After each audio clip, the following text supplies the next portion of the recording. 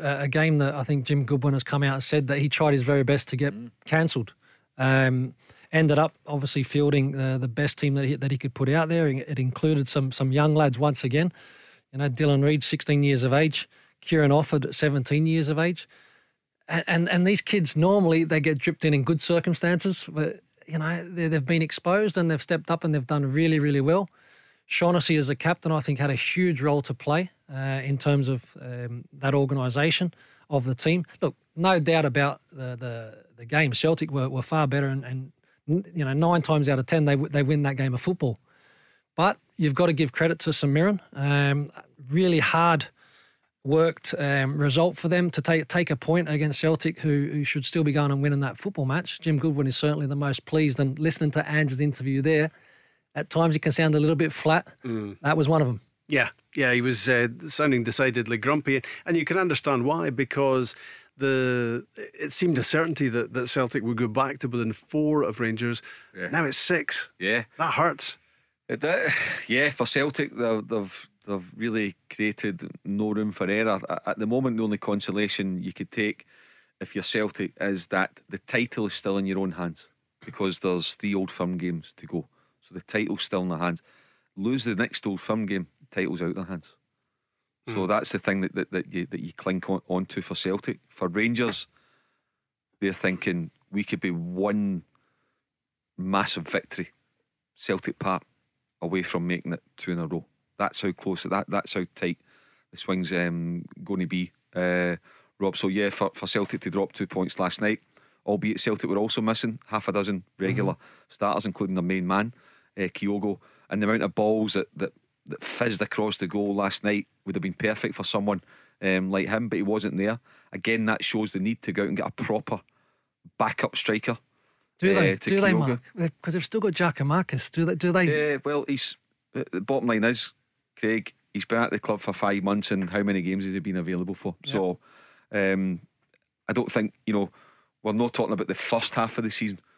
We're talking about the business end, where you're going to need people, because we're now getting into the second half where you're really down to no room for error. So if this guy's not going to be available, if he's available for the summer, fine. But right now, there's a £35 million title in the balance. So if you've got to go out and spend another 2 or 3 for a proper backup striker, go and do it. Somebody that's got a good attendance record.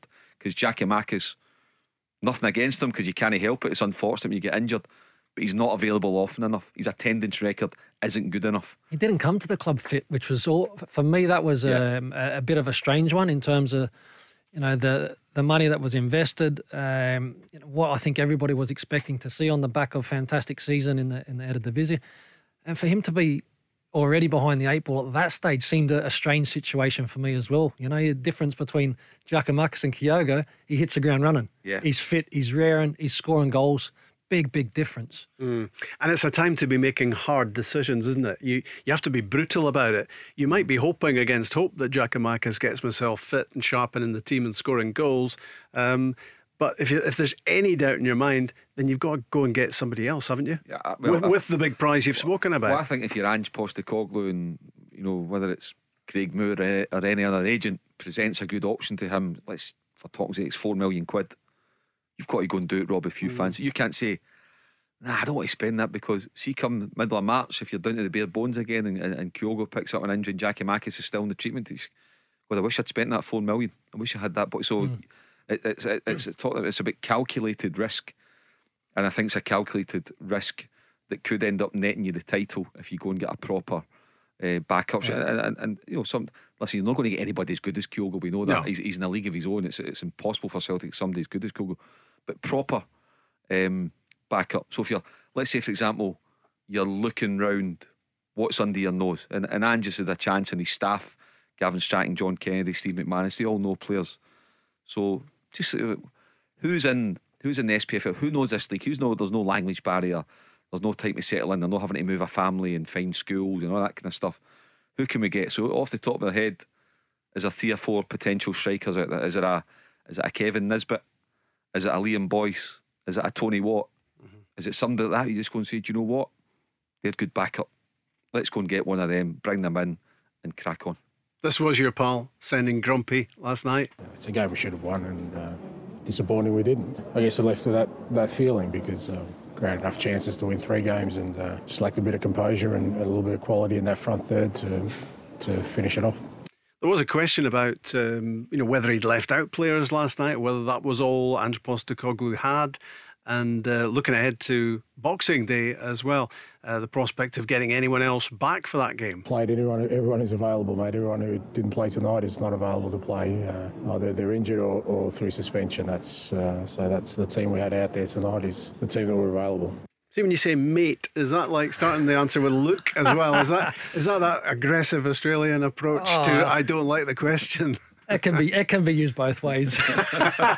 That's for sure. But look, it is a concern in terms of, I think we've all seen, and Ange has noticed very early on in terms of the depth that is required within Celtic Football Club. It's not quite there yet. Maeda is another one. Maeda is another one that scored 23 goals in the J League. That has been rumoured to potentially be coming. But then if he gets called up with the national team, that's also potentially an issue because of when those qualifiers are, that next international window, because he will lose Tommy Rogic. Yep. He will lose Kyogo if the Japanese coach can get his solutions in place to get his best team.